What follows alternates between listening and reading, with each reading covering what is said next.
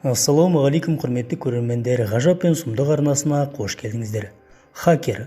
Бұл сөзді 21 ғасырдың адамдарының көбісі өте жақсы түсінеді. Хакер сөзінің қазақша мағынасы ғаламторлық ұрлықшы немесе интернетті керемет білетін ғажайып алаяқ деген сөздерге саяды.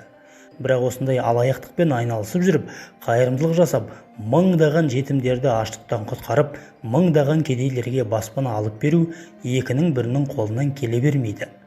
Өздеріңіз түсініп отырғандай, осындай хакерлікпен айналысып, бірнеше банктерді тонап, атағы шыққан Хамза бен Даладжи есімді 24 жасар мұсылман жігіті туралы бейнені назарларыңызға ұсынбақпыз. 1938 жылы Алжир елінде дүниеге келген Хамза есімді хакер 24 жасына дейін 217 банкті тонап, 4 миллиард ақш долларын ұрлап кеткен. Хамзаны халықаралық құқық қорғаушылар, яғни полиция өкілдері 5 жыл бойы ұстай алмаған. Хамза тонаған банктердің көбісі ақш, Израиль секілді халықаралық үлкен банк бөлімшелері болған. Алжирлік жігіт тіптен 2 рет Американың халықаралық ең мықты ғажап деген басты банктерін тонап, бүкіл жүйесін бұзып, бірнеше миллион ақш долларын сыпырып алған. Хамзаның мықтылығы сол, оның соңына әлемнің мықты деген хакерлерін салса да, ол құрған хакерлік жүйені ешкім бұза алмайды.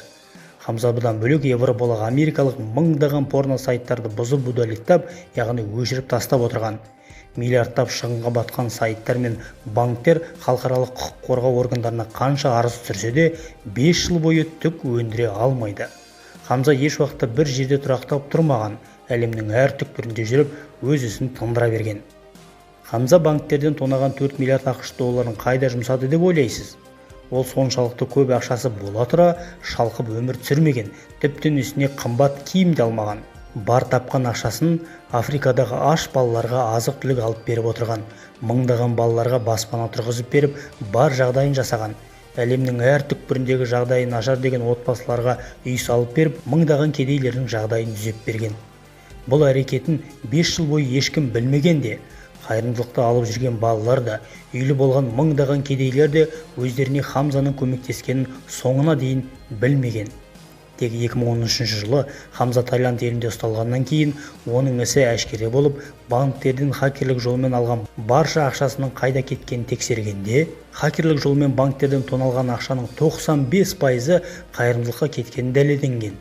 Хамзаның бұл ісіне таңғалған Америка елінің банк басшылары Хамзаға ұсыныс білдіреді. Олар ұсыныстарында: егер біздің банк жүйесіндегі әлсіздігімізді көрсетіп, банк жүйесіне қалай кіргеніңді айтып, бізбен бірігіп жұмыс істесең, саған тағылған айыптың бәрін алып тастаймыз дейді. Сонда мұсылман бауырымыз Хамза банк басшыларына былай деп жауап берген: Алладан харам болған өсім жолымен халықтың ақшасын жымқыратын банк жүйесімен өлсем де бірге жұмыс істемеймін. Алла менің бұл істеген күнәмді кешірсін. Мен қолымнан келгенше мұқтаж жандарға көмектестім. Халықтың өз ақшасын өздеріне алып бердім. Бар күнәм менің ұрлағанымда деп, олармен бірігіп жұмыс істеуден бас тартқан. Хамза банк басшыларының ұсыныстарынан бас тартқаннан кейін, оған халықаралық сот 15 жылға бас бостандығынан айыратын үкім шығарады.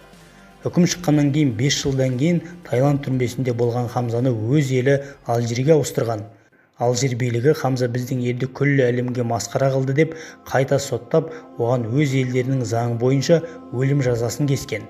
Хамза қатал үкім шығарған өз үкіметіне қарсы ештеңе деместен сот залында жымиып күлумен болады. Тіптен мойнына қыл арқан тағылып, өлер сәтіне санаулы секундтар қалғанда да күлімсіреген күйі калимасын айтып өмірден қош айтысып кете барған. Денесінен жаны кеткенде де жүзіндегі жымиған күлкісі сақталып қалған дейді көрген жандар. Оның өмірден осылай еш өкінішсіз жымиған қалпындағы бейнесіне қарап, тарихта күлуші хакер деген лақап атпен халықтың санасында қала берді. Хамза бауырымыздың ісі бұрыс па, дұрыс па, енді ол жағы тек жалғыз Аллаға аян. Бар білерім, қолында осыншама қаражат бола тұрып, Хамзаның істеген жақсылығын істей алмай жүрген байлар қаншама. Хамзаның істеген ісі ұрлық болса да, жасаған қайырымдылығы сауап болып есептеліп, Алла тағала ол бауырымызды тозақ отынан, қабір азабынан сақтап, ақыретте жүзін жарық етсін деп артынан дұға етейік. Сіздермен болған ғажап пен сұмдық арнасы сау, саламатта болыңыздар.